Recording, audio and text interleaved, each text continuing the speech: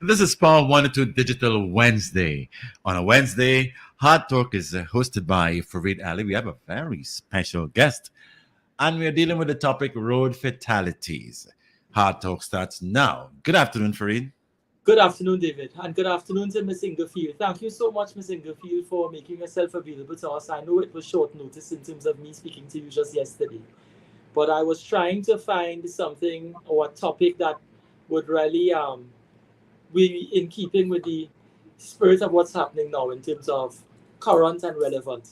So I always like to start by thanking my guests because I know um, your time is precious.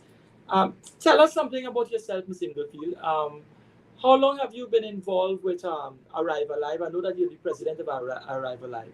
How long have you been involved with Arrive Alive, and what would have fueled your involvement? Okay, Farid, but first of all, thank you for having Arrive Alive and myself on your program, Power 102 FM, this afternoon. I joined Arrive Alive in 2009 when my son was killed in a vehicular accident at a signalized intersection when a driver broke the red light. My son was driving his father's car, a Prado, and he died in the ambulance on the way to the general hospital. So that triggered me to get involved in road safety. I will admit, I poured my pain, my void into road safety and Arrive Alive. I get plenty licks from most stakeholders, not all, but most stakeholders, because of course, road safety is not just about the driver, it's about many other things. It's about road users.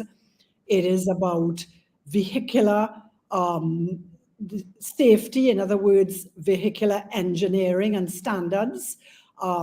It's about the importation of safe vehicles. It's about designing our roads, managing our roads and our road infrastructure, maintaining them, upgrading them to modern standards. It's about the evaluation of data. So we evaluate data in order to inform our projects, inform our conversations, and inform our education and our advocacy with different stakeholders. It's also about enforcement. So you're talking about the traffic wardens within the Ministry of Works and Transport. You're talking about the Traffic and Highway Division within the Trinidad and Tobago Police Service. You're talking about the Ministry of Health, who this is an epidemic. 1.3 million people in the world today die of road crashes, road injuries, road fatalities, especially in the developing world. Highest percentage being young men under the age of 33. So as you can see, there are many, many stakeholders. We're also talking about the Ministry of Public Utilities to ensure that they link up with the Ministry of Works and Transport to when WASA needs attention, when TNTech needs attention on the roads, that they are networking in order to do it in a timely manner, in an efficient manner, construction and design and maintenance. So there are many, many stakeholders involved in our road network. So I wanted to start there, Farid. So that's my background. I have 3 daughters. We all live in Trinidad. They're married. I have 4 grandchildren. I am married. I am happily married. So far, so good. So that's me. That's me. Well, I'm sorry for your loss. I didn't even know that you actually were victim, so to speak, of a road fatality in terms of losing a son. Perhaps for the benefit of the public, we could look at some data. Just some brief data. I know that you would be the authority in terms of the stats, but in my little findings, for the listening public, between the year 2000 and 2000, a 10-year period, we lost, according to the data that I was able to extract here, 2,360 persons to road fatalities. In the year 2000, we had 131 road deaths or road fatalities. In 2001, 160, 2002, 163, 2003, 197, 2004, 196. I mean, we've already seen from the trend that I'm quoting here, it's an upward trajectory. Between 2000 and 2004, it's going up. 131, 160, 163, 197, 196, and then in 2005, 216. We in looking at the trends, Ms. Inglefield, in the next 5 years, between 2005 and 2010, the data reveals 216 road deaths in 2005, 214 in 2006, 214 again in 2007, 261 in 2008, 222 in 2009, and 205 in 2010. That is the extrapolation I was able to extract in relation to that first 10-year period of the 2000s. I would imagine that the state would have addressed its mind to some of these things, and we'd have had the introduction of legislation to try to curb speed and to try to curb the habits of drivers who get behind a wheel, as we see. But tell us something about your own. What sort of data does it look like now, let's say in the last 10 years, in terms of road fatalities? Okay, so let's start off with the global plan for road safety. I don't know if your viewers can see this global plan. So this is the new plan for road safety 2021 to 2030. However, prior to that, 2010 to 2020, Trinidad was one of 12 countries in the entire world that reduced our road traffic deaths and injuries by 50%. So 50% is a huge figure. So I want to compliment, first of all the stakeholders who were involved in that injury reduction, because to reduce deaths by 50%, it took a lot of hard work. So we are really hoping that although since 2010, the crashes started to increase, the injuries and fatalities, we want to get back on board with the 50% reduction that we achieved as a country up until 2020. You mentioned 222 deaths in 2009. My son was one of those deaths. And I just want to say every life matters. Road safety is no accident. So a lot of planning goes into this. The reasons we had that huge reduction were a number of interventions by the government, by the Ministry of Works and Transport in particular, with regards seatbelt legislation, speed legislation, breathalyzer legislation, cellular and iPad, etc., technology legislation, focusing on the distracted driver. We had a number of different forms of legislation that came in. And then the Ministry of Works and Transport facilitated the TTPS with speed guns and breathalyzers, as well as the Ministry of National Security. So we have to thank the ministries for the hard work they have done with regards policy and law, and the TTPS for training their traffic and highway division in the use of technology. Technology is critical in this day and age to support our officers in crime fighting, and I mean specifically as well road safety crime fighting. So without those breathalyzers being calibrated, without those speed guns, the police cannot be everywhere. They cannot do their job. So we need to give them the tools they need to do their jobs.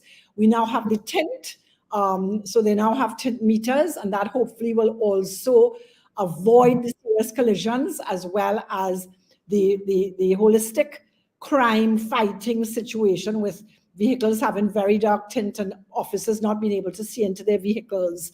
So a lot of planning has to go in, a lot of design has to go in. And then, of course, you have the construction and the maintenance of our road network, but also we have to have policies in place, law in place.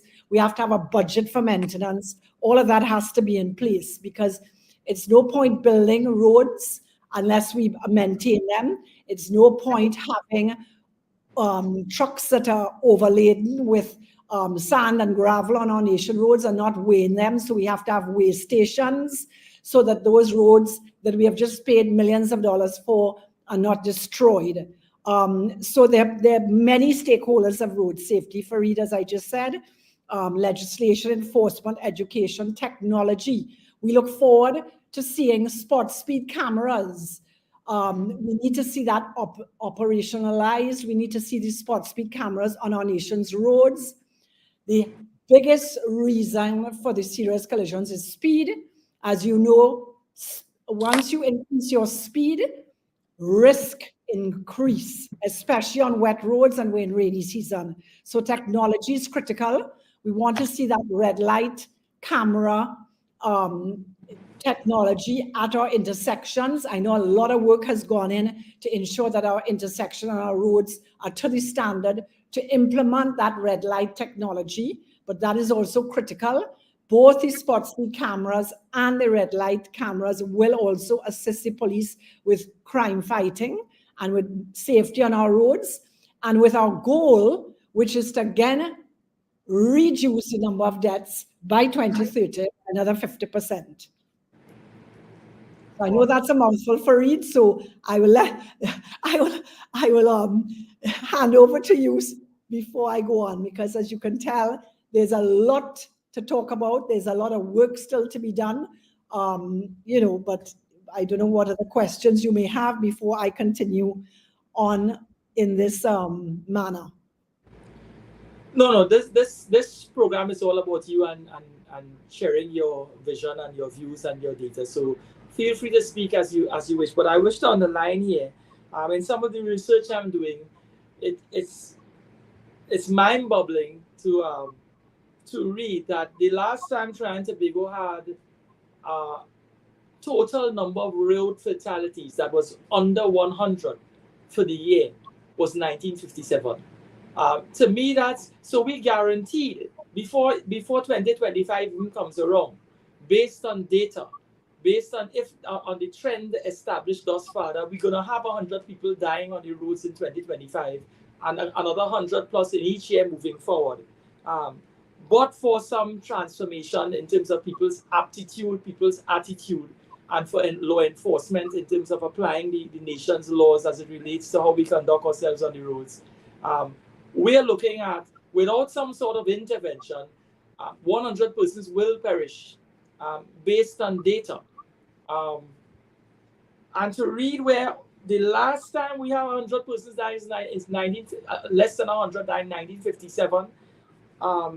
That doesn't look good at all. Now, I was reading in 2020, Wayne Meister in sharing some data indicated that 2020 had the lowest road deaths in 63 years. So yes, even when we look at the data, the upward trends, and one would imagine that that 2020 figure would have been somewhere married to the COVID pandemic with persons off the road in by March 2020 with all the lockdowns.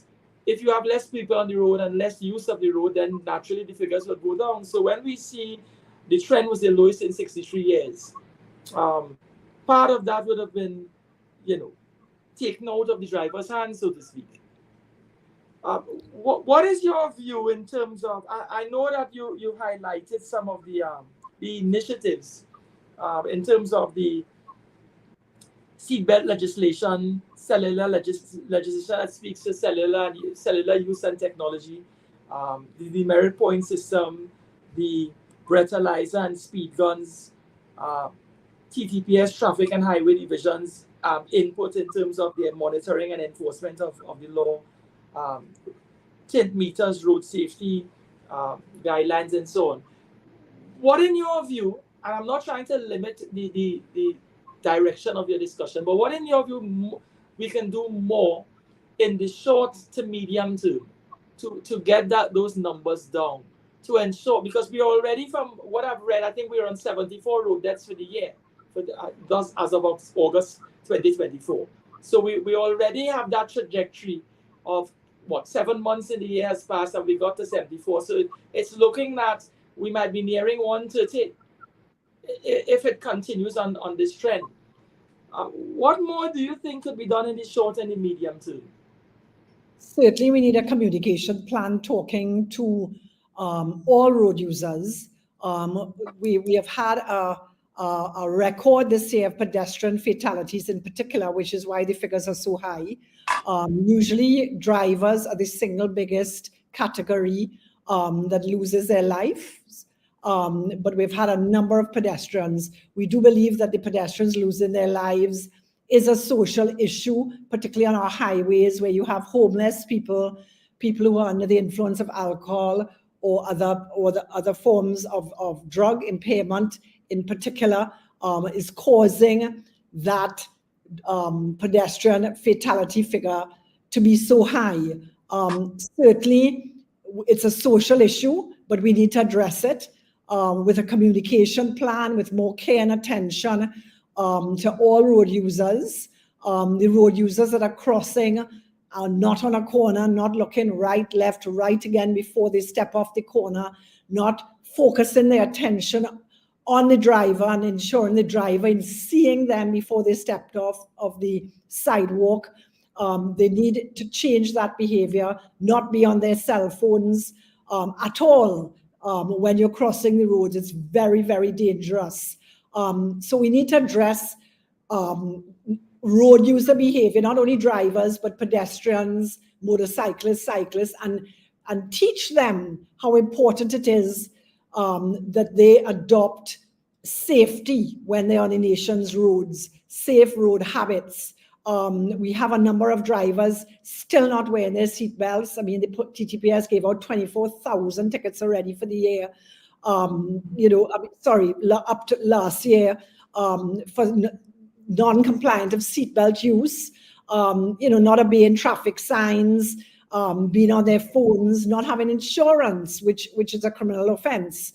And of course, DUI offenders. We have a number of drivers still driving on the roads under the influence. So those are all issues we have that are causing fatalities and injuries. And of course, there are a number of things we can do. In the case of DUI drivers, we need to plan. We need to plan our journey. We need to make sure that if we know we're going out for an office lime or to a party or a fete, you either designate a sober driver or you arrange a taxi, a responsible taxi driver who can take you from point A to point B. So you're not arrested for drinking and driving, but more importantly, that you're not taking your own life or the life of others on the nation's roads. So we need to be responsible if we're going out liming, if we're going out partying, to make sure that we're not drinking and driving and that we are organizing our day ahead of time and organizing a taxi as well. We need to buckle up our children front and back, because we have had a number of children losing their lives over the years, and adults in the back seat. Because it's not law, it doesn't mean that a seatbelt doesn't protect your life. When we see collisions where people are flung out of windows, flung out of windscreens, it's usually because the seatbelt is not worn properly or not worn at all. Very, very important that we all wear our seatbelts. And of course, distracted driving, being on our cell phones, texting, being distracted, whether it's putting on makeup in a car or eating in a car, but most importantly, being on that phone, your focus on the road is completely limited. You do not have the ability to multitask properly when you're driving in 2024 with heavy traffic at peak times, speed limits of 100 kilometers an hour and 80 kilometers an hour. So we appeal to drivers to please ensure that we're not distracted, we're not under the influence, we're not impaired when we're driving. We're looking out for those traffic signs. It's no point having traffic signs if drivers are not reading the traffic signs, which inform us about our travel from point A to point B. Very, very important. And with a demerit point system and fines, those are fines. You don't have to get a fine. So that, you don't have to get a demerit point on your record. So the fact is that those points and fines have come in only in 2023. They have really started to police the penalty point system when drivers were simply ignoring the appeal to save their lives and the lives of others on the nation's roads, with a penalty point system and fines. And thank goodness we have an educational element that the Ministry of Works have partnered with Arrive Alive and other providers to change the mindset of those drivers with psychology, with reminders of the regulations, with reminders of how to traverse a roundabout, incorporated in a 2-day program provided to traffic offenders prior to doing a practical examination at the licensing office and regaining your privilege to drive on the nation's roads by granting a license once again, because your license is suspended once you're up on the penalty points. So there are a number of things we could do. The road safety is everybody's responsibility, and if every stakeholder did their job, we would have no deaths. So that is our mission and vision: 0 fatalities, 0 injuries, and 0 serious collisions. So every stakeholder needs to do their own homework, educate themselves, training critical. We need to learn about blind spots in trucks. The trucks have a serious blind spot all around their vehicle, on the sides of their vehicles, in front of their vehicles, at the back of their vehicles. Look at Arrivali's Facebook page, look at our website, educate ourselves before we step out and cross a main road. So there's a lot we can do. There are also engineering interventions that also change road user behavior.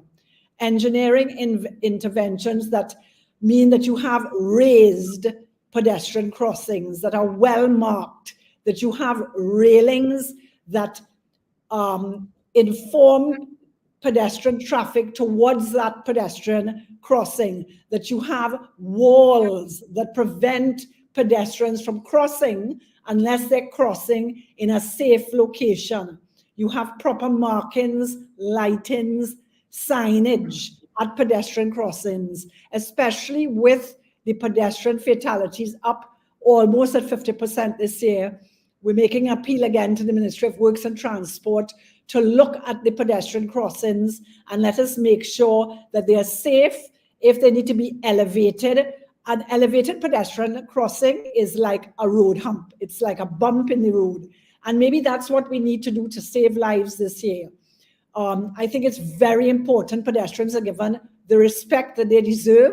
A lot of them are poor and middle class and homeless population, and they need to be given respect, just like cyclists. A lot of them would be using their bicycles and their legs to walk home and walk back to work every single day, and they deserve our respect. They deserve the right to our roads, the legal and moral right to our roads, and to safe travel. One of the concerns I had is I know that the speed limit at one time was lowered to 80 kilometers per hour, and 80 kilometers meaning we shouldn't be driving above that speedometer enumeration.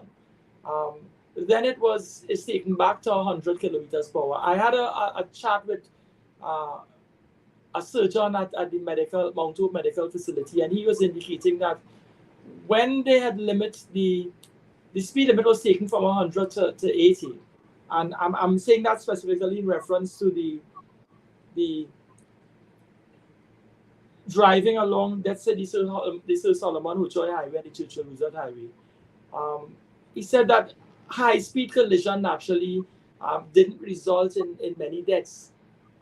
Persons simply obeying that speed limit. In other words, taking speed out of the equation, you are automatically creating a level of safety that takes a number of road fatalities out of the figure. In other words, speed is a big or huge denominator in determining most times whether somebody dies or lives. What is your view in terms of should the speed limits along the Churchill Resort Highway and the Sir Solomon Hochoy Highway, in your view or in the view of your organization, should it be lower, or do you think that it's a good compromise to have it at 100 and then put the responsibility back into the driver's hands to manage the roads and manage speed? Okay, so that the speed limits were increased in many areas to 80, 100 kilometers an hour and 65 kilometers an hour on the Western Main Road. and in parts of Mukurapa Road, etc. And Arrival Life doesn't feel that our speed limit should have been increased simply because the infrastructure is not perfect. The pavement of our roads, the asphalt paving, the foundation of our roads in many areas, the potholes, etc. We need to fix all of that. We need to have proper barriers tied in, concrete barriers tied in, so that we have less crossover collisions. We had a number of crossover collisions this year already. And certainly the lack of safe infrastructure like guardrails and barriers certainly contribute to serious collisions and contribute to death on our roads. There's no doubt about it. So in order to have a speed limit of 100 kilometers an hour and 80 kilometers an hour, we need to have perfect pavements. We need to have barriers and guardrails, whether it's iron and galvanized barriers to international standards. In other words, designed and constructed to international standards with no fish end tails. We need to have those concrete barriers tied in, especially along our rivers, by our bridges. All of that, it is critical to have a proper barrier system in place in order to have speed limits set at 180 k's. We also need to have a proper licensing system that really takes risk into consideration, that talks about risk assessment and injury prevention into a licensing system particularly for private vehicles, where we see that category is where we have the heavy number of casualties. So the private vehicle is the P drivers. We see that is where that is the vehicle that's created, and their drivers obviously creating a lot of this death, on our roads. And, so we need to revamp that whole licensing program and ensure, I know the Transport Commissioner is doing a good job of that, and he's trying to implement it, but we need to have dash cams in licensing officers' cars for the practical part of that examination. And we need to make sure that that examination is very robust within the licensing authority prior to giving the driver the privilege to be on our nation's roads. So infrastructure does inform behavior. We need to really tighten up on our infrastructure. It needs to be designed, constructed, and maintained much, much better than it is presently being done. I compliment the ministry on some of the new roads, the new highways, the new bridges, the new overpasses they're presently doing. But there are a number of areas that need to be fixed. We need to have a proper budget in place for annual maintenance, for markings and signage. I would like to see a lot more markings and signage in hotspot locations, actually saying that, this is a hotspot location. A number of crashes have happened here. Please slow down. We can really inform drivers by some of that signage. So we're not only posting speed limits, but we're also including that. We also need to improve our mass transportation system with the maxi taxis and the buses, and really improve that system and incorporate cycling and walking into that transportation system with better maintained sidewalks. Because with the foreign exchange becoming more and more critical, we have people who simply can't afford to buy motor vehicles and need to buy bicycles or motorbikes to get to work. They need to be able to have better maintained sidewalks, whether it is to go to the barber or the drugstore or the grocery store. They need to go to school to drop their children off. Then, so we need to have those sidewalks and the roads and the infrastructure properly maintained, so that the road user he understands that we care about him. The vulnerable road user understands we genuinely care about you and your safety on the nation's roads, and therefore perhaps we may see the road user, that's a pedestrian, really take into consideration distracted crossings, because that is really suicide. To cross a main road and be looking on your phone or listening to music, it really is crazy to still be doing that. We could also be narrowing some of the lanes where there's a heavy pedestrian traffic, narrowing lanes and putting what they call trinkets, because that slows down traffic. So besides the humps and the raised pedestrian crossings, there's a lot of stuff we could do with regards infrastructure. And we need to get that communication plan going. So we need to get the media involved with the program that the TTPS already have in place, iRoad Safe, which we complement the TTPS on, and really be showing that those ads before and after the news at peak times within the news on the radio and TV, because obviously they cannot afford to be carrying those ads by themselves. So the media also need to get involved to help with that. Arrive Alive, we can do more, of course, but we need the sponsorship funds. We, believe it or not, we're a very small NGO who begs for donations. We get donations only from corporate TNT, multinational and corporate TNT companies, as well as the odd individual. We do not have the funds to do a communication plan and advertising, constant advertising on radio and television. But we have a number of videos that we've sent to media houses, and we would like to see the media playing those videos and really helping us to reduce the number of deaths on the nation's roads. I recently had a conversation with the mayor of Chaguanas. I'm using this as an example. I think we all read in the newspaper where the bridge, the Perseverance Bridge on the outskirts of Chaguanas, there were some difficulties with that, and it had to be repaired. The mayor on record said when the bridge was opened, it was open, and he highlighted the structural defects, if I may put it that way, where the roads there were fissures along the pitch road. So it was already showing some, I don't want to categorize or try to enumerate the structure of the flaws, but some flaws, let me put it that way, some flaws. So he was saying that the elevated humps were so close to the beginning and the edge of the bridge that traffic had to come to a complete stop when approaching the bridge in order to begin the journey across. And then when you get across the bridge, the elevated hump again, you have to get over that in order to pursue the journey along the regular road. That is just a small example. That was an issue where he said that the construction of the bridge wasn't done in a manner that allows for ease of traffic. So in as much as they got a new bridge, structurally there are things that they obviously didn't think of. But that's a side point. That's one issue in relation to, maybe it's a good thing that everyone has to slow down there, but his point is you could cause collision and not ease the flow of traffic by having a bridge that doesn't meet the requirements for ease of transport.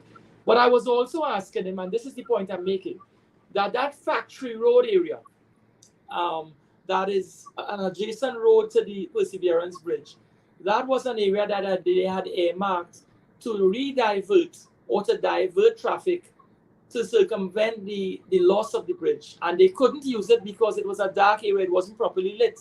So I asked him, why couldn't they have that area lit up? And he said that the Ministry of Transport and the mayor's office, they're still dependent on TNTech and public utilities to light that area, to place more bulbs or to ensure that the area is more well lit in order to accommodate that. So it's the process. The process is not just a process for the Ministry of Works to develop the roads or to fix the roads, but you still need TNTech to work in tandem with the Ministry of Works. One would think that it's a state body, and that relationship would be more symbiotic, and therefore the roads could be more well lit. Are you of the view that, given that example, and I'm sure there would be others, that the lighting fixtures and increased lighting on major to minor roads, or increased lighting along the nation's highways, so Solomon, Hochoy, and Churchill Roosevelt, are sufficient in order to accommodate drivers conducting their vehicles along those roads in a manner that doesn't compromise and impair the integrity of the road and the integrity of the process to transport from one place to the next. Because in my experience, when I travel along the Churchill Roosevelt Highway and the Sir Solomon Hochar Highway, there are pockets, dark pockets along the highway. When you approach certain points, you have to naturally slow down, because we've had instances where we've read persons and they were wrong to do that, but they attempted in the wee hours of the morning to cross the highway, and they were the victim of a fatality simply because they're trying to cross the Sir Solomon Hochar Highway, Churchill Roosevelt Highway, and those dark spots, drivers can't see you. So we have a lighting issue. Have your organization brought to the attention of the authorities, TNTech, the Ministry of Works, Public Utilities, that lighting infrastructure, in addition to the fact that obviously we've highlighted the quality of the roads, that lighting is very important, that we shouldn't have blind spots? Okay, so you've mentioned quite a few things there. There's no reason we can't have cat eyes on our nation's roads. Particularly, you're talking about the factory road. We don't particularly need utility poles and TNTech to be involved in a country road or in a rural road. Cat eyes would work just as well. So again, we need to, you see, another stakeholder involved, the regional authorities, to be involved with lighting. Effective lighting, of course, is very important. It's part of our infrastructure for safer roads. Pedestrians should not be crossing 6 lanes and 4 lanes of traffic at any time. So Arrive Alive would never, ever encourage pedestrians to cross highways like the Churchill Roosevelt and Sir Solomon Hochar Highway, Uriah Butler Highway, Audrey Jeffers Highway. Those are even in the night when most collisions occur, most fatalities occur in the night. So that the police really need to increase patrols there if we have enough in the Traffic and Highway Division, so that there's no way that a pedestrian should be crossing any highway in Trinidad and Tobago at night. You're putting your life at risk, your family's lives at risk, if you're encouraging that type of road user behavior at all. So again, I appeal to all pedestrians, Arrive Alive appeals to all pedestrians to please not put your lives at risk by crossing the highways, and to please cross main roads in a safe location.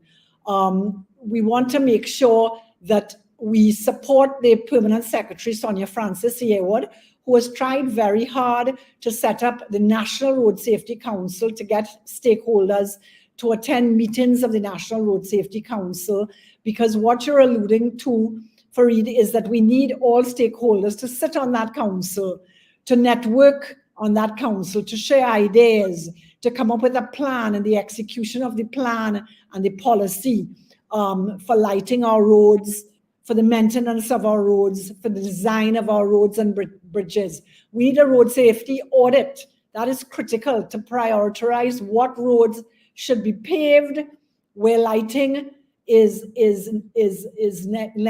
negligible, whether we need lighting by a TNTech light pole or by a cat eye, which is, there are many forms of lighting, especially in 2024, many forms of lighting. So we need a road safety audit under the National Road Safety Council. And that is something that our government should be pushing for before any more road paving continues, because road paving is continuing in neighborhoods, and our main roads and highways need special attention with the increase of fatalities on these particular routes.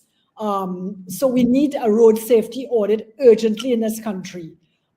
We need to prioritize what are the most dangerous roads, where are the hot spots, and we need to fix that before scraping and paving any more roads in this country. So that is critical. The National Road Safety Council is critical. We need all our leaders, every single leader that sits in our House and in our cabinet, to be involved in a National Road Safety Council. I would like to think it comes under the Prime Minister's office, simply because you have a small country with a lot of egos, and you have to have decision makers on that National Road Safety Council who can call the shots, who can make decisions, who have budgets, to reduce crime, road crime and crime overall. Everybody has to travel on the roads, and that should be under the Prime Minister's purview. The National Road Safety Council should come under his office. Because of the stakeholders we've been talking about earlier in the program, from the Ministry of National Security, the Trinidad and Tobago Police Service, the fire services comes under National Road Safety. They should be on that council. The Ministry of Works and Transport, the Ministry of Health, that provides data and should be sharing data with the insurance companies and with the media. Data should be something that's very transparent, so we can come up with a communication plan, so that we can come up with strategies to decrease crime overall and decrease road crime.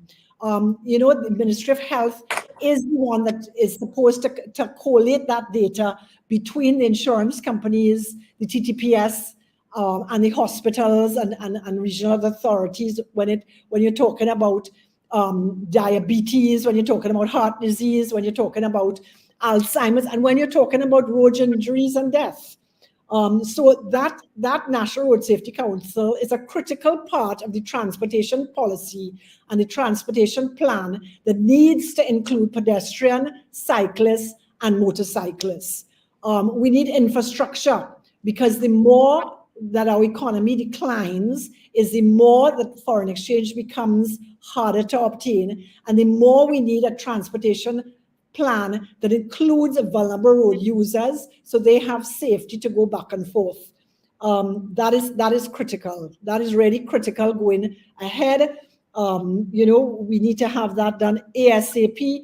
And it's the way the world is going. We look at countries like the Scandinavian countries, when their per capita death is 5 per thousand. Trinidad is about 13 per thousand. USA is plenty worse. They're like 20 per thousand deaths on their roads. So you want to look at the Scandinavian countries, at Australia, the UK, at Canada, that have the best safety records in the world.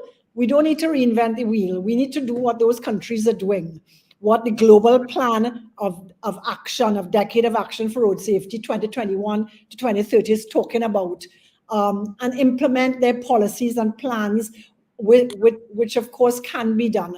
And therefore we will have, there's no doubt in my mind, we will get that cultural change that we need to get in Trinidad and Tobago to make our roads safer and to decrease crime overall, not only on our roads, but crime overall. So that transportation policy under that National Road Safety Council is critical. There's a lot of work still to be done by all the stakeholders for READ. So, community engagement under the National Road Safety Council. So where you're putting that walkover, you need the community involved, because when you have community crossing a road, crossing 4 lanes of traffic that was once 2 lanes of traffic, historically, pedestrians are crossing where they've always crossed. When you put a new development in, a multi-story development of 1 and 2 and 3 bedroom units, you're now increasing that pedestrian crossing to get to work, where the bus stops, where the maxi taxi stops, where are the fences that will stop them crossing, where they once historically crossed, but there's now a highway with an overpass, So there's a lot of work still to be done with regards community engagement to get you safely from A to B. We need to look at sustainable roads and the infrastructure with global warming, cleaner air, especially coming out of COVID, and the ministries of health throughout the world talking about cleaner lifestyles, healthier lifestyles. You want to increase activity, which is why Arrive Alive is pushing for cycling, and safe walking to and from work, like our grandparents once did. My mother cycled to Bishops every day, to school, and they cycled to work. That was just 1 generation or 2 generations ago. that can be recreated with proper design of our road infrastructure, with our existing road infrastructure.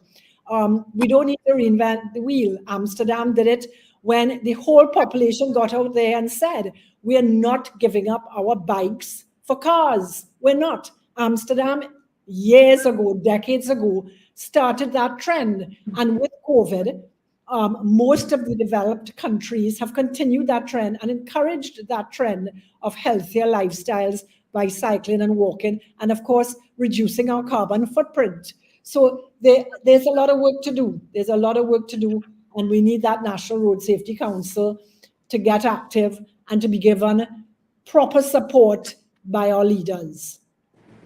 Can I just interject here? Good afternoon, Miss Inglefield. Let me first say hi to Mr. Bisnath Prasad. He's a very avid, religious, and bona fide listener to the program.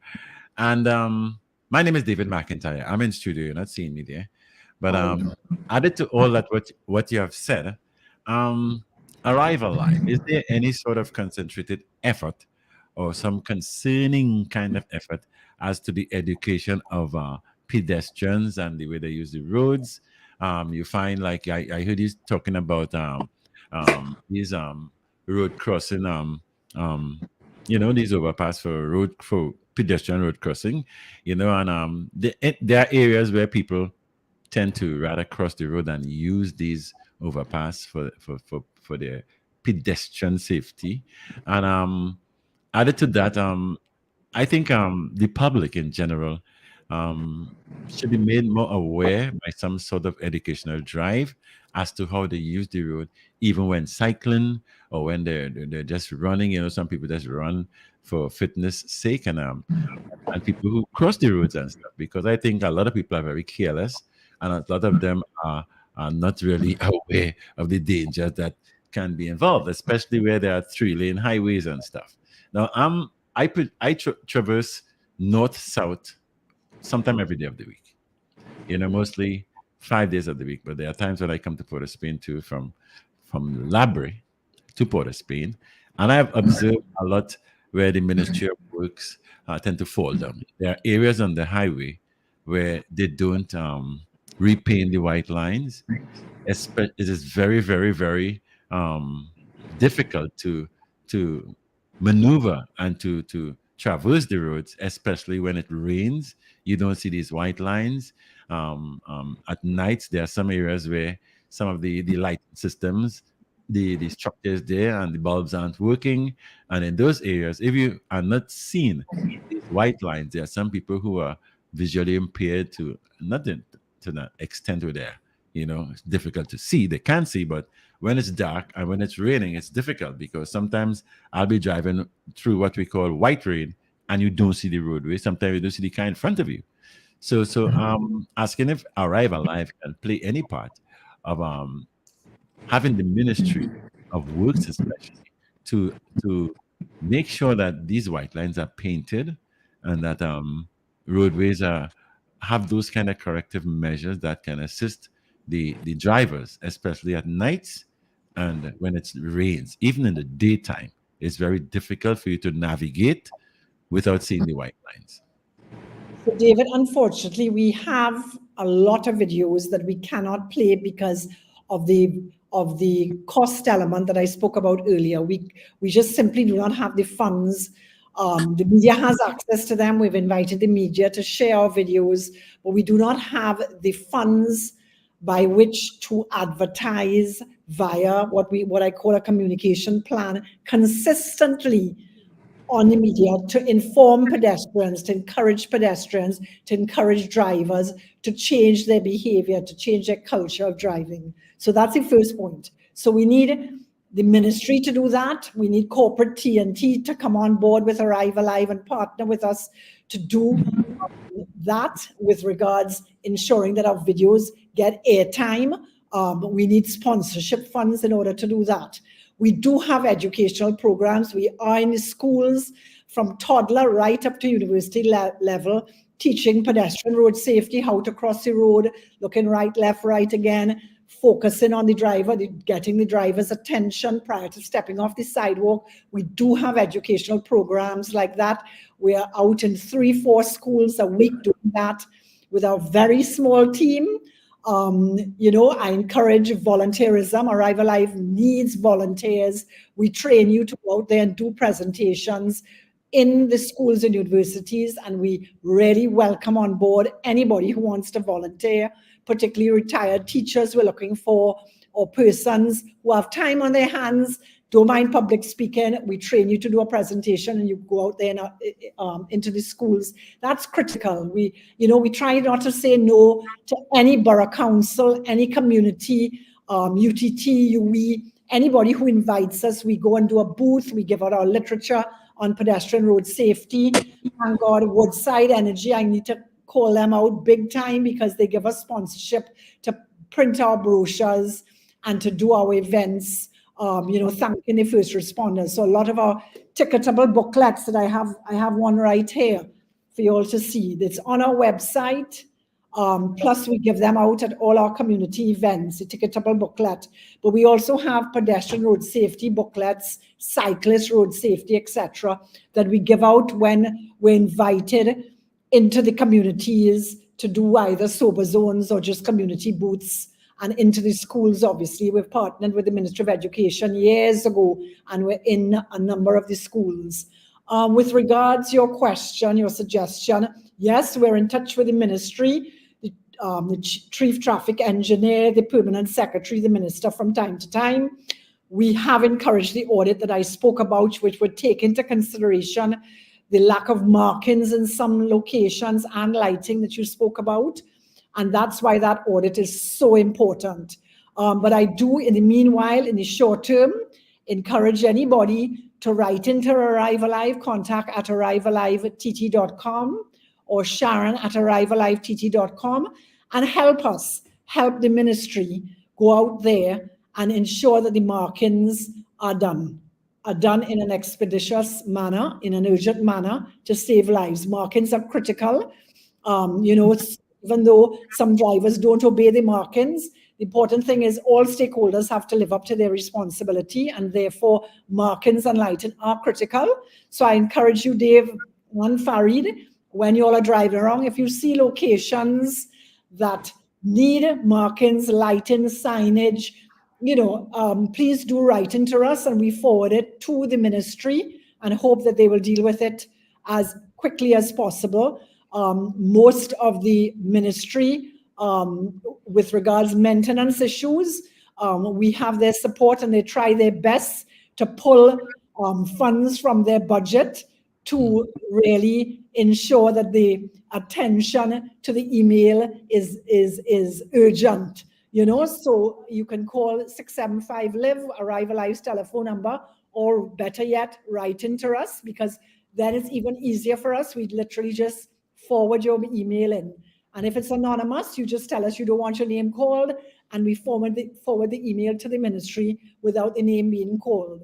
So yes, we're in touch. We try our best to stay in touch with the ministers and the permanent secretaries. I'm sure they think we're a royal pain, but we do try our best. Yes, I know. As you say that now, I can say, because where I live, there's an Anglican school, the Brighton AC school, and the zebra crossing there needs repainting. And sometime a few days ago in Shogunas, a woman lost her life, and the talk that is that the driver did not see the zebra crossing because it had faded so badly. Well, again, I encourage the public to write into us, send us an email. That's the best way for us to deal with it urgently, because we do have our plates very full, as you could tell, and we forward it on to the ministry. School zones are critical at 30 kilometers an hour or less.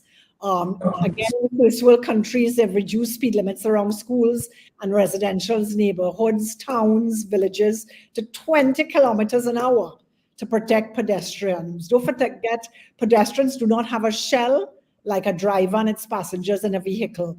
So I think as drivers, we can't be heartless. We have to remember that a lot of instances, these are people who cannot afford cars, who are crossing to get home as soon as possible, who may not have adopted the best road safety behavior.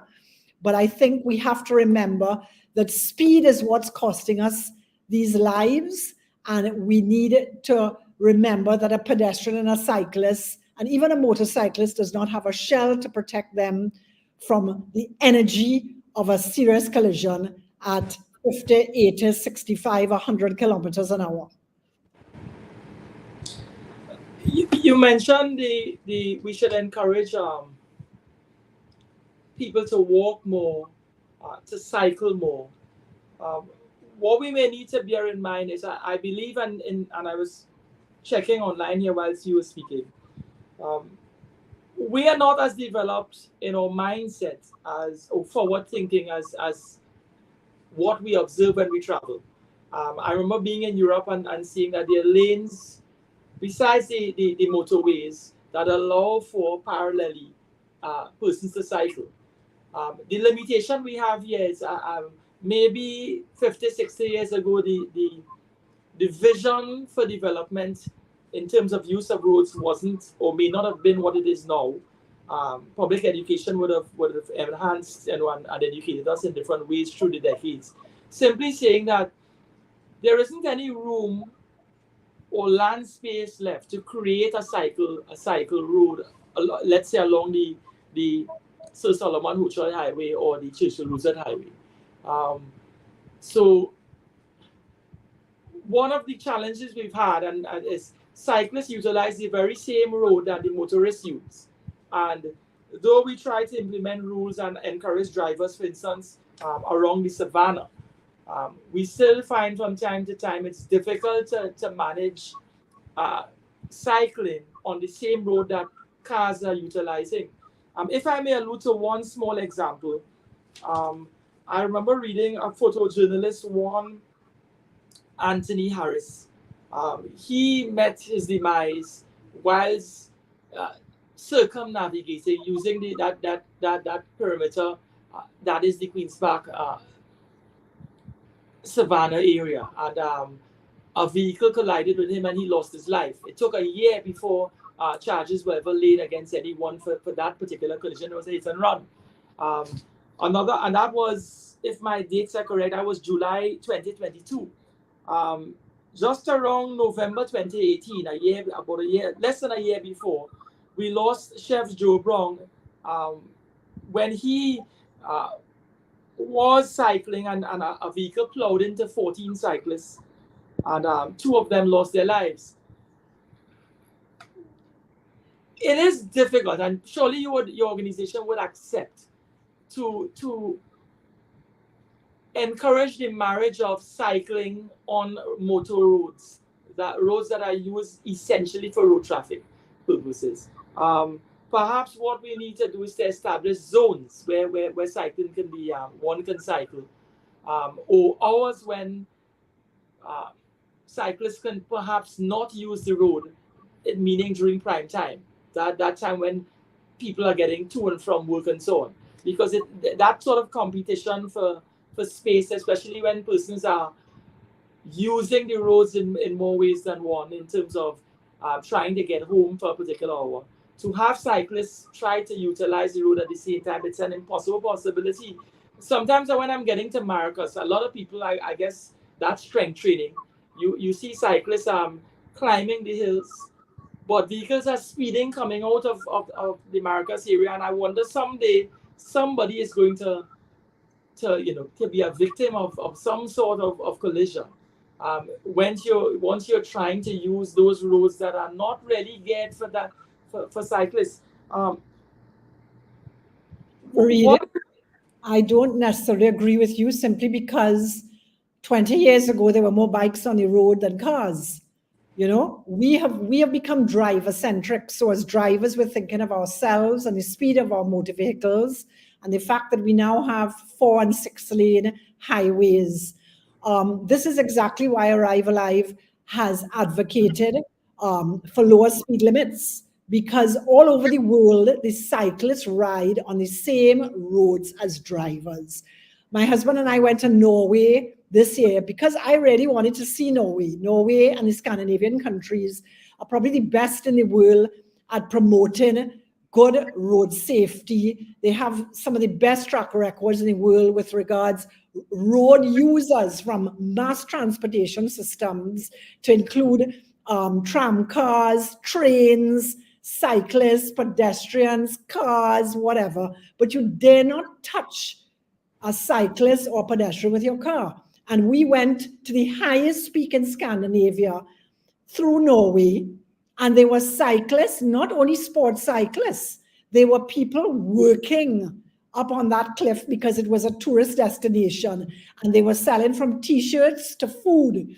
And that particular location, being on the coast all the way up through the mountains, there were cyclists as well as cars, as well as mopeds. And you had these big, I want to say 20 or 30-seater buses traveling up and down that road, Fareed. It's just as you say, we can't get our mind around it because we haven't seen it.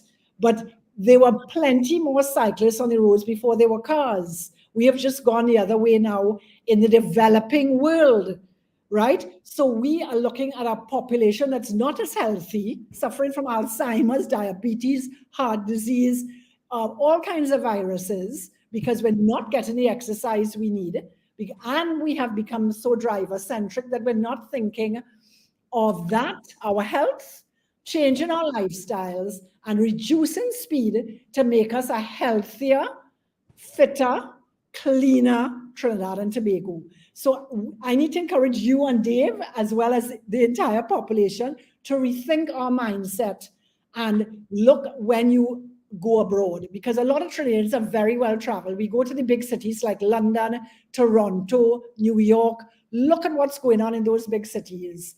Look at encourage cycling and walking into their transportation system, and the reduction of speed of the vehicles on the same roads. They have found ways, the traffic engineers, and if we don't have them locally, we need to touch base with the alliances we have with the WHO and the United Nations. And there are so many other governments that we have right here, embassies and high commissions in Trinidad, and in their countries, they have encouraged cycling and walking. I am not a cyclist. I'm not a pedestrian, other than when I'm going to the grocery or the hairdresser or somewhere else. That's the only time I'm a pedestrian. But I see the need to change our mindset and to change it as soon as possible to create a healthier, cleaner environment, an environment that's safer for our children and our grandchildren. It really is critical, and we need to open our eyes when we travel and see what's going on in the rest of the world that we admire. It is only in the developing countries that we are pulling like dinosaurs, pulling out of this mindset that we all need a car to drive. The mass transportation system means that you use your private vehicle within your town and within your village and within your environment. And you take a bus to work, or you ride to work, or you park up your bike and you ride. This is where we need to go. Maybe not today or tomorrow, but this is where we should be planning to go towards with what's happening in the world. So I need to encourage everyone to really read and educate ourselves, because it is a very difficult road that Arrive Alive is traversing, getting our population to understand the vision and mission that is not only ours, but it is for a healthier population. I emphasize that enough, Fareed. Are you of the view that we should limit the number of cars that households should possess in order to bring the numbers down? If I may say that a different way, if it is you have a household of 5 persons and they are of age to have a driver's permit and therefore they can purchase a vehicle if they can afford it, you have 3 or 4 persons. So the average household, let's say the average household has 2 vehicles, and the trend could be upward of that. When you multiply that by the number of vehicles that are on the roads as a result of that, that's a lot of vehicles in a population of 1.3 million, given the the roadmap that we have here. In London, I know that to get into central London, you can't get into certain parts of central London. You must use the tube. Or if you are, then you have to pay different tolls. So the way everything is set up, the way the network is set up, if let us say all the central businesses or the central offices are in Port of Spain, and everyone has to commute into Port of Spain, that's a lot of pressure on the city in terms of accommodating parking, in terms of accommodating a certain number of vehicles, in terms of accommodating access to public spaces, access to public buildings. If it is the state has a policy where they were decentralizing the, if I may put it so, central authorities outside of Port of Spain, or regulating it where it's more amply situated in different parts along the perhaps the East-West corridor or Central or South Trinidad. In other words, you, by the mere setting up of core industry or the setting up of core government buildings, you're naturally now causing people not to have to hub to a particular spot. That in itself may ease congestion. It may ease lockdowns, grids, traffic grids. Is your institution or Arrive Alive, are they in the process of perhaps informing policy generally with regard to how we set up institutions and access to public spaces, access to government buildings, access to major corporate businesses in order to try to limit the spread of traffic? I certainly know that UWI and many of the professors of the doing traffic engineering and civil engineering at UWI have done studies. I know there are independent studies that have been done on behalf of the Ministry of Works and Transport, as well as their contractors prior to putting in new roads and infrastructure, that there are a number of studies that have been done. I also know that we're one of the countries in the world that have the most private vehicles per capita, so that the studies that have been done locally will say that. It is reported by the WHO and the United Nations in their studies, because we as part of our signing on to the United Nations Assembly, we signed the resolutions, we agreed to the resolutions that have been passed. And all that we're discussing are part of the resolutions that have been passed by the United Nations.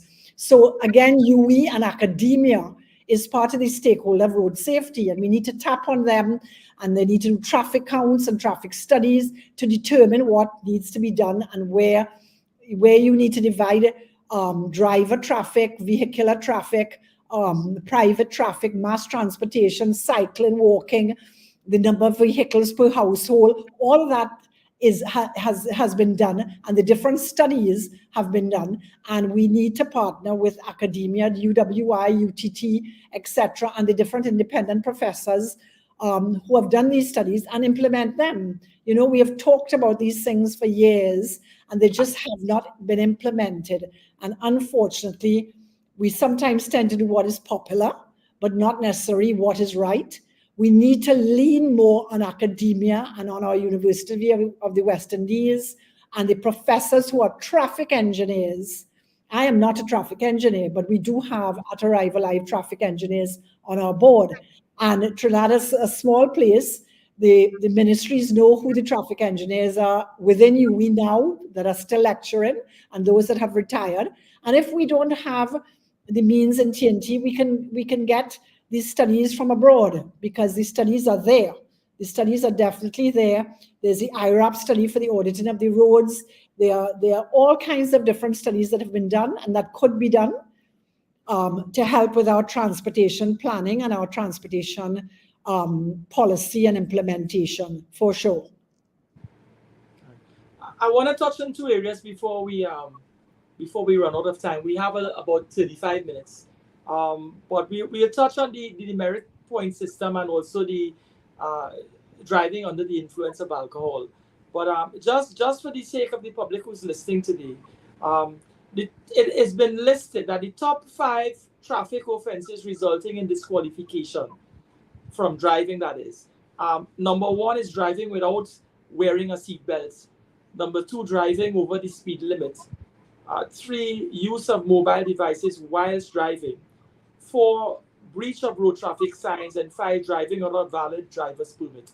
Um, you know, it's so important to practice safety, or let's say safe health practices while driving in the context of wearing a seatbelt. I mean, to me, that's such a basic thing. I can't imagine. I personally can't imagine not using a seatbelt while driving. I think we live in that age now where we recognize the need for having that sort of restraint on a person in case we have to apply brakes suddenly. Um, Driving over the speed limit, I have always found myself within the speed limit because I simply, I don't want to go that way. That is not the way anybody would like to, to experience an end to their longevity. With regard to the use of mobile devices, I think the public needs to be a little smarter in terms of how we conduct ourselves, because you can simply be answering a call that comes in, and that split second distraction, moving your eye towards the phone and then back, and it's not that you planned it. The phone rings and it naturally distracts you, and speed combined with a phone ringing, and that marriage there is a fatal cocktail in itself. And if we were to throw alcohol in there, speed, alcohol, and the phone ringing, that triumvirate, or that holy trinity of 3 things there, that doesn't spell well. With regard to the merit points, very often I've heard people complain. They said that this demerit point system, it's a nuisance, and people need to use their vehicles, and you gather points so easily for simple things. I guess part of the public education is, if it is you're mindful that the point system exists, and if you acquire a certain level, you can be deprived of driving for 6 months to almost a year. Then it simply means to say that we have to ethically curb our habits and to re-engineer ourselves and our mindset to ensure that we don't gather points. So those of us who are listening out there, the public, drivers with 10 to 13 points will have their demerit disqualification for a period of 6 months, and drivers with 14 to 20 points will have their permits disqualified for a period of 1 year. So already, if it is you already have acquired points out there, or you don't have points, once you keep within the well, you don't fall within that bracket of acquiring 10 to 13 points, you can't be in a position where you could possibly lose your ability to drive or conduct yourself on the road for a period of 6 months. And more so, your gathered points that are between 40 to 20, potentially you could be off the road for a year. Just the mindset of having to engage that inconvenience in itself should make us better drivers, or persons more mindful that we need to practice healthier road safety practices. Perhaps we could touch on, Miss Inglefield, the issue of driving under the influence of alcohol. I remember reading that, and this was the 2018 statistics, over 500 persons were held for DUI, and that was 2018. Those stats would have been worse in years before that, and it would have increased after that. What is your experience in terms of how has the DUI legislation assisted in the context of keeping the reins on the public, or those who consume alcohol and take to the roads? Clearly, we've adopted legislation that is in use in more developed countries, but surely it has benefited us in a way, because we have a drinking culture here, like no place other. All right. So, Farid, what I say to the public who is incurring penalty points and fines and DUI arrest, I mean, the DUI legislation has been out since 2009.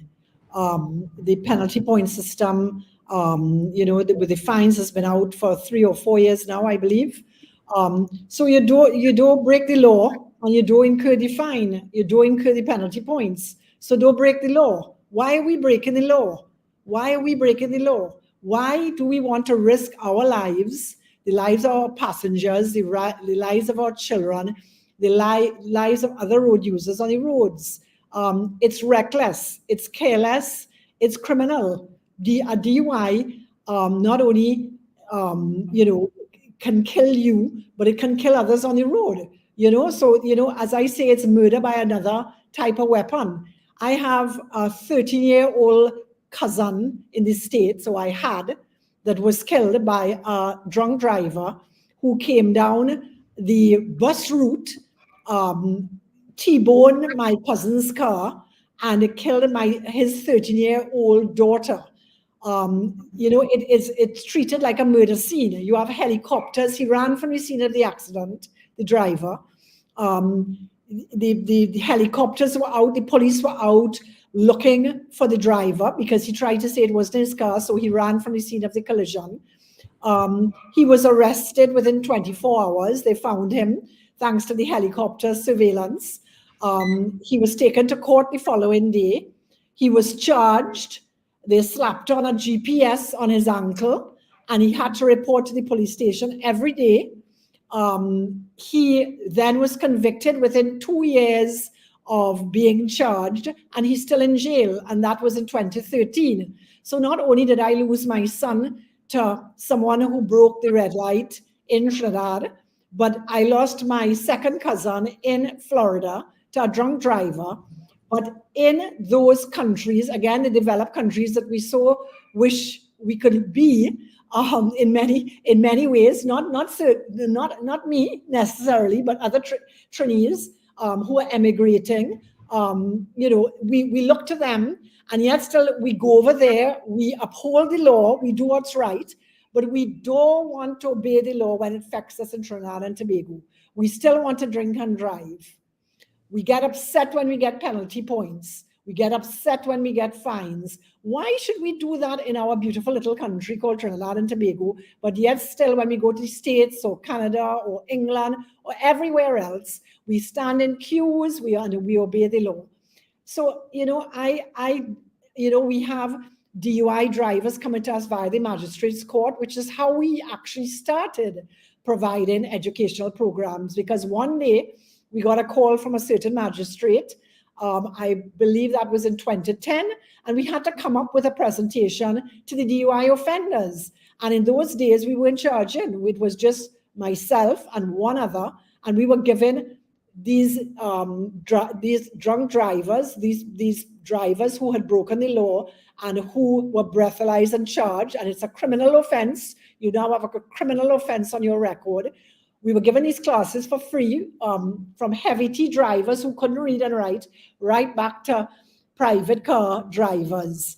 40 of them at a time in my office. And we were doing them for free for I would say 3 to 4 years, until we had to expand Arrive Alive. I could not continue doing what I was doing in those days. So we had to expand. We had to start renting offices, taking on staff. We now have 5 staff. We had to start getting involved in education and retraining mindsets, re-educating drivers, sending them to Alcoholics Anonymous. We were getting drivers who were sent to us via the magistrates court under the influence of alcohol. We were breathalyzing them before our class began, and they were over the limit. So 35 micrograms to 100 milliliters of breath, and they were reading in some cases 50, 60, 70, 80. They obviously had a problem, and we would then encourage them to go to Alcoholics Anonymous. And we met with Alcoholics Anonymous, which is supposed to be anonymous, and asked them to ensure that these drivers came to them. Because when they went back to the magistrates court, we had no control over whether or not they were going to be given their driver's license and continue to drive on the roads. The same year my son died, we had a heavy T driver kill 5 at Mosquito Creek. That has affected me to this day, because it was the same year that my son died in 2009. So drinking and driving under the influence of any type of drug, whether it be marijuana, prescription drugs, etc., is dangerous. And as you say, it's a poisonous cocktail when you consider impairment, speed, and then throw in distracted driving on your mobile phone, whether you're putting on makeup. With the amount of traffic on the road at the high speed, it's a poisonous cocktail. So yes, driver behavior has to change if we want to save lives. Driver behavior must change. And that's when we really do go out there and support the police, support the Traffic and Highway Division. And yes, we give them awards for enforcing our law. We give them awards, and I do not apologize for that. The Traffic and Highway Division have come a long way. I compliment the officers. We support their officers. We would like to think that all of their officers are professional and are upholding the law and enforcing the law and are out there every day and every night, because as we know from the statistical information provided by the TTPS, most of these fatalities occur at night.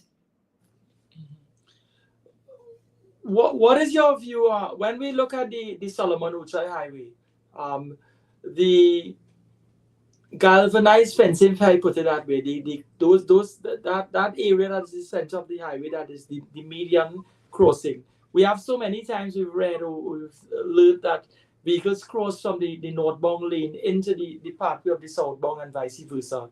And sometimes you see the chains, if I put it that way, that separate the northbound from to the southbound, and they're loose. Who's responsible for ensuring that those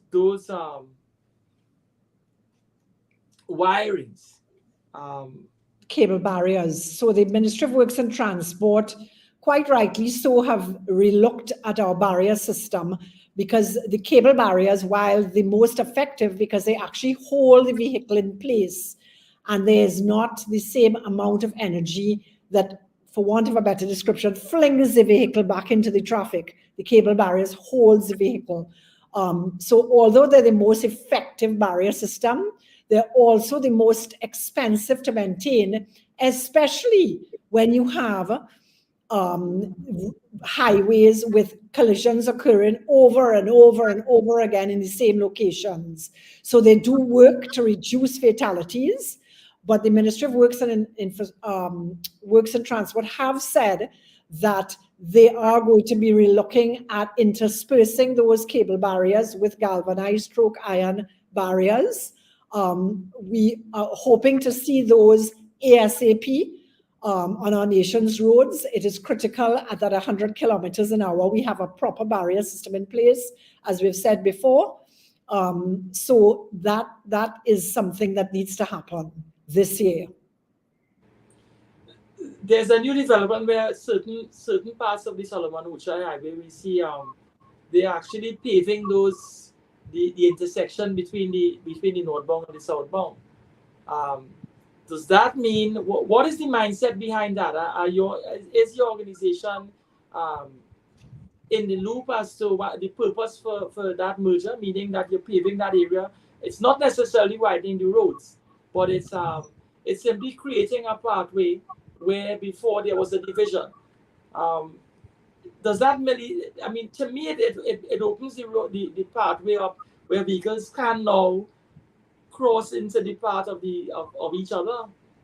I have not noticed that, Fareed, and that's something that I have to investigate, because it's very important when you have 4 and 6 lanes of traffic to have a big enough space in between the traffic going in different directions, especially the volume of traffic on that highway going in 2 different directions. So it would be critical not to pave that area, but to install a barrier system. Maybe that is what they're intending to do. So if that is what it is, I look forward to seeing it. But I'm not aware that they're just paving in between that traffic. Well, I don't want to misrepresent anything. I'm using the expression paving in between. I gather what they're doing is that they're filling that area. There has to be some sort of plan, but it's not. It's in some areas. It's almost as if you can make use of an added feature to convert to go down the highway if you're heading south, and then you can merge again. Let's see where that goes. Yes, I yes. was reading recently where Rohan Sinanan, the Minister of Works and Transport, said that we have about 5,000 roads that need repairing in Trinidad and Tobago. And we simply don't have the money to do that. If it is we have use of a pitch lake, I sometimes I struggle to see how we may not have the money to do the repairs, but we have a natural supply of asphalt. And we have countries when we travel. I'm not aware that asphalt is something that some countries naturally have in the way that we have, or access to it. And yet still we have roads that are in dire need of repair. Maybe one day we can get the Ministry of Works to explain to us how we can have such a God-given resource at our disposal, and yet still we struggle to maintain the road on the level that ought to be. Well, certainly we need to prioritize the main roads and the highways with proper grading, with proper pavement, as they call it. We need to scrape a lot of our main roads and parts of our highway where we have sinks and, it's like going through the first boca and the second boca in some instances. So we need a proper audit of our road network in order to prioritize which roads need to be paved first. And it certainly should be our main roads and our highways where we have the most traffic. And it certainly should be on our main roads and highways where the speed limit has been increased and the volume of traffic is the greatest. So I would make an appeal to ensure that happens, that the audit is properly carried forth, and that the priority is given to main roads and highways where we have the highest volume of traffic and where it's critical, especially if we have a shortage of funds. It is critical that we prioritize in a transparent manner. We recently saw some a development where the sea, to put it mildly, the sea intruded on the road surfaces at the Mayaro-Manzilina Road, and the government had to embark on, the state had to embark on a road rebuilding process. So much so that the new road along the Mayaro-Manzilina stretch had to be constructed in such a way that if the sea were to intrude again, or that it would not in such a way flood the pathway for that vehicles depend upon in terms of transporting itself. What is your view in terms of, we've had that Mayaro-Manzilina experience. What is your view in terms of other areas where we are dealing with intrusions by the sea? We had the experience with Mosquito Creek, if I'm correct. Maybe David can assist us with regard to that. The sea again they had to recalibrate the road, ensure that it's sufficient distance away from the access to the ocean, or where the sea can literally, when the tide is high, flood that road. So credit must be given in terms of the state spending tremendous amounts of cash to correct problems. Mosquito Creek, Manzilina Mayaro Road are two examples. We being an island, and we having reclaimed, or we having claimed part of the sea. The Rising Road is a typical example. Clearly that we see reclaiming certain parts of the roads that we would have taken from it. It's a competition that we battle with from time to time. One would hate to believe that we haven't thought 30 to 40 years down the road in terms of treating with issues like that. Let's touch on the area of flooding. In Port of Spain, the slightest drizzle causes flood.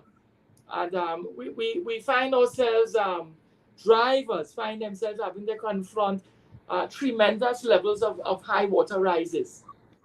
Um, what has your institution done, or what sort of relationship do you all have with the Ministry of Transport in terms of public education, in terms of that information sharing, in terms of how do we treat with that Port of Spain situation moving forward? Well, then again, we are, we like to focus on road safety, and what are the solutions, to, from with regards to the gaps that exist with the different stakeholders, like, the drivers, the road users, the engineering of our roads, etc. I have noted that it has been reported many times that the drainage within the Port of Spain area has collapsed. We don't know why it has not been maintained over the years, where we've had a lot of money pass through this little country from methanol, ammonia, gas, and oil. We have no idea what has happened to a lot of the funds that we have had. I mean, per capita, a country like Norway lives off our equivalent of the Heritage Fund, off of the dividends, and in some cases, the interest. And that goes back into the population and goes back into the infrastructure. The drainage, if the drainage collapses, obviously you're going to have flooding. I saw in the newspapers that the minister was talking about pumps. We're not traffic engineers, but I do say that academia, the traffic engineers need to be pulled in. Academia needs to be pulled in from UE. A lot of the professors are civil engineers, are traffic engineers. They have their degrees. I don't want to step on their toes. APET is somebody that the ministry should be partnering with to solve the issues of flooding that have occurred for far too long in our capital. Our capital needs to be improved. Port of Spain, if we're going to encourage diversification of our economy and tourism, the look of our capital certainly needs to be improved. Our other Caribbean islands are really putting us to shame in the look of our capital currently, much less with the flooding issues.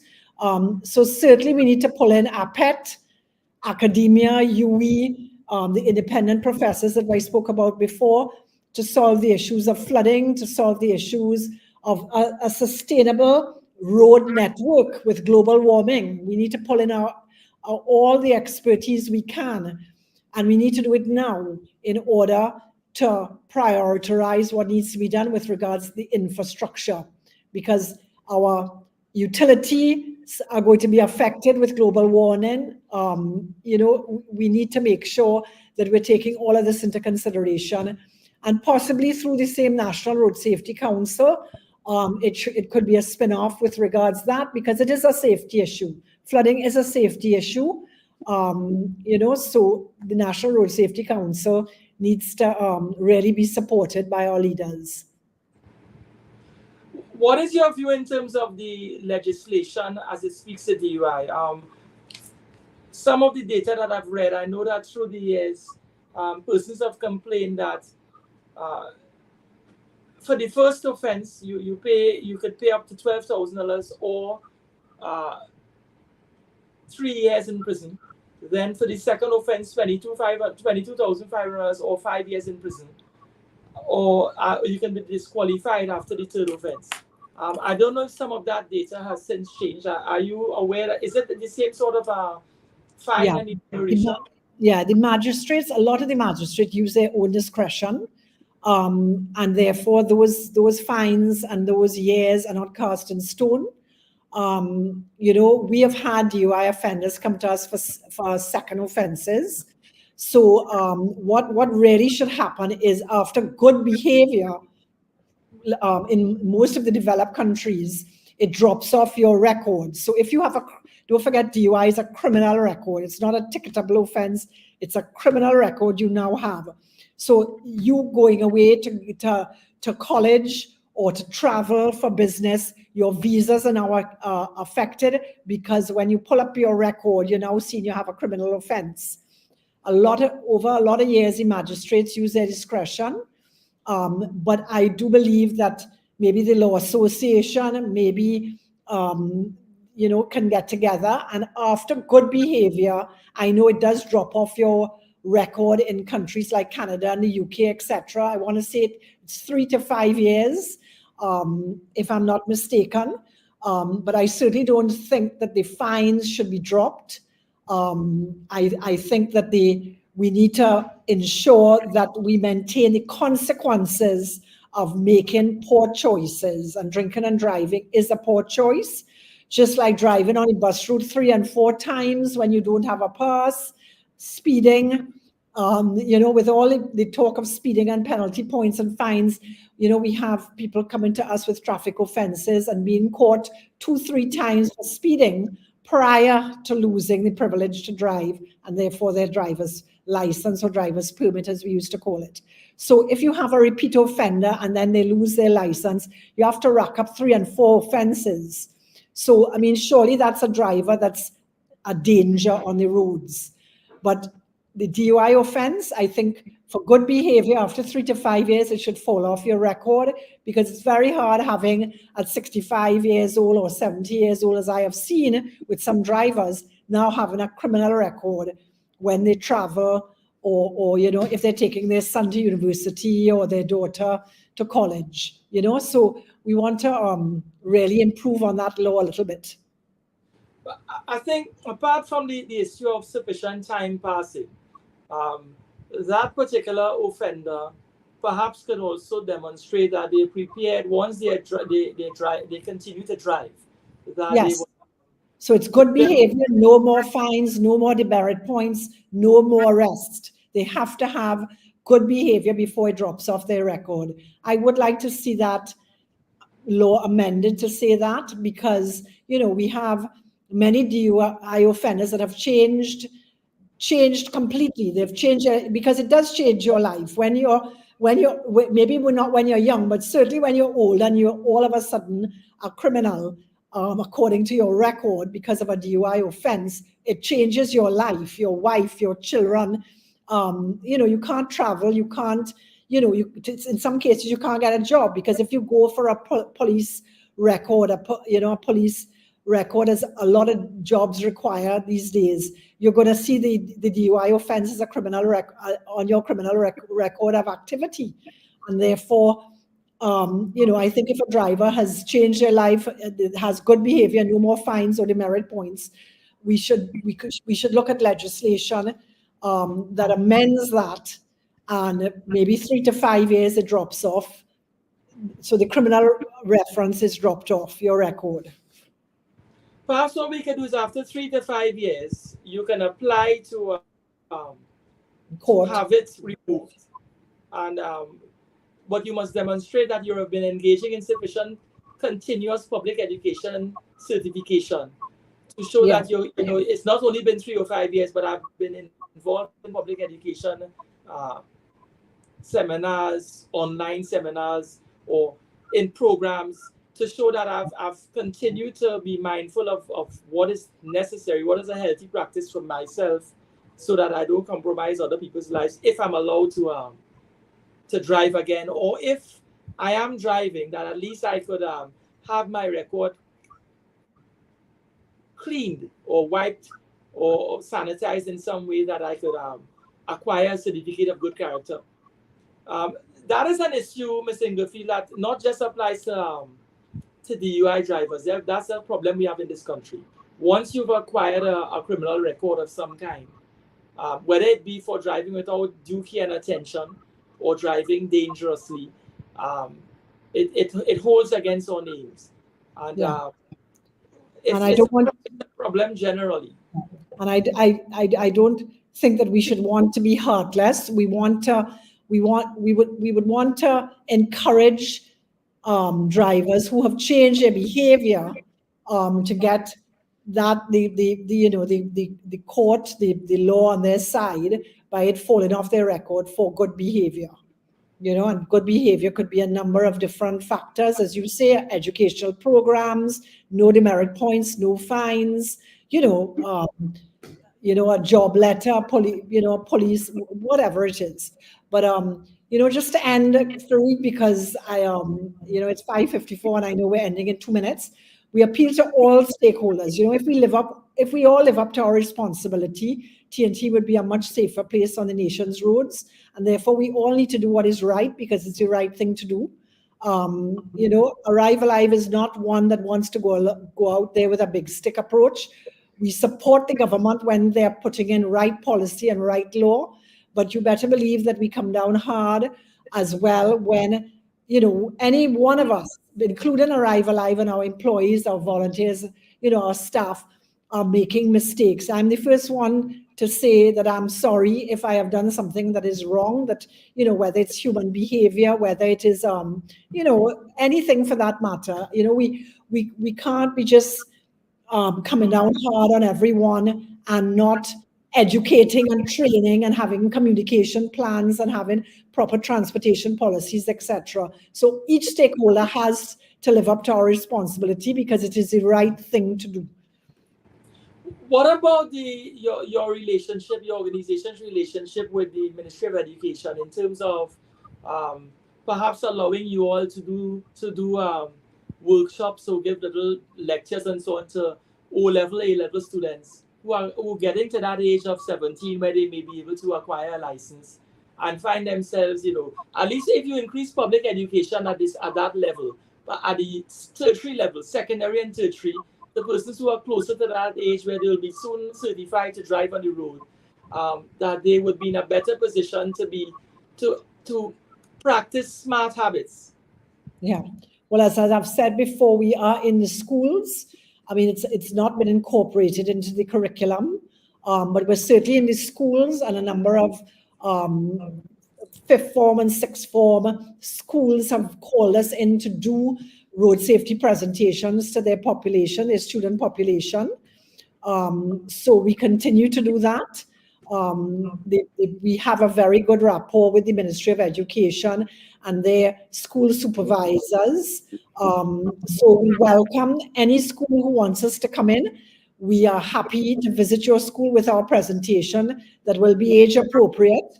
So we obviously will not teach the penalty point system to first form students or primary school students. We teach pedestrian road safety, passenger road safety, a little bit of driver road safety, but we don't go into in-depth with regards to the penalty point system, depending on the audience, as it were. So we do have a very good relationship with the Ministry of Education. We would like to see it as part of the curriculum, certainly after O levels into fifth form. I'm saying O levels, but you know what I mean, Fareed. After fifth form and before they go on their break, either going to college or trade or A levels. It would be great if it's part of the curriculum. We're happy to train the teachers as well. So we're open to partnerships for sure.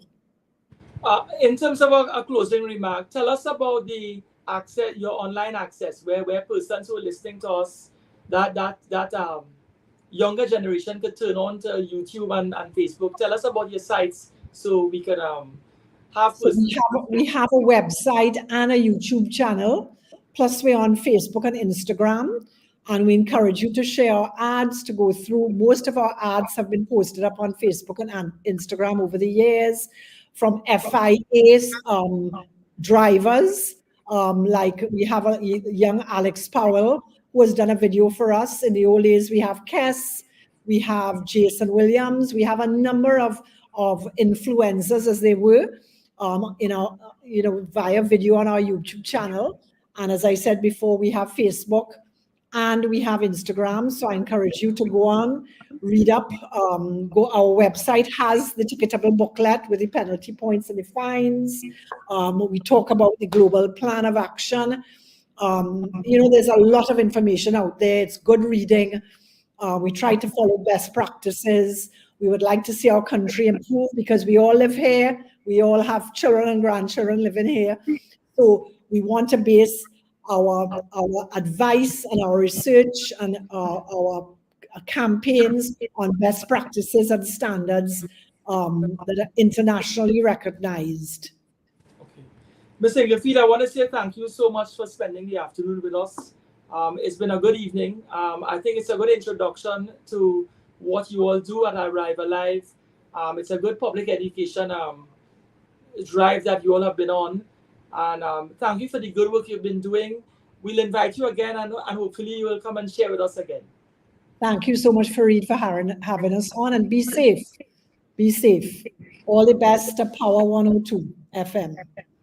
Thank you so much. Enjoy the evening. And to the listeners, we've had Sharon Inglefield from Arrive Alive spending an afternoon with us, and we look forward to having her again sometime. David, over to you. Okay, thank you so very much. And Sharon, I wish you all the best. I'm a road user, and I try my best to live by the regulations. You know, there are lots of talk about defensive driving, but the defensive Bible is the regulations. And if we all adhere to that, there'll be a lot of saving of lives, etc., etc. So I want to thank you for being here today. Very informative program. Farid, I want to thank you for inviting Sharon also. Thank you very much. Yes. Thanks so much. Be safe, David. Blessings. I will. Take care. Okay. Yes. Bye-bye. Enjoy the rest of the evening. You too. Bye-bye. Bye-bye. That was Hard Talk with Farid Ali, host of a Hard Talk on a Wednesday from 4:15 to 6 p.m. And of course, his special guest, Sharon Inglefield, chairperson of Arrive Alive. Farid will be back next Wednesday with another informative feature of Hard Talk right here at Power 102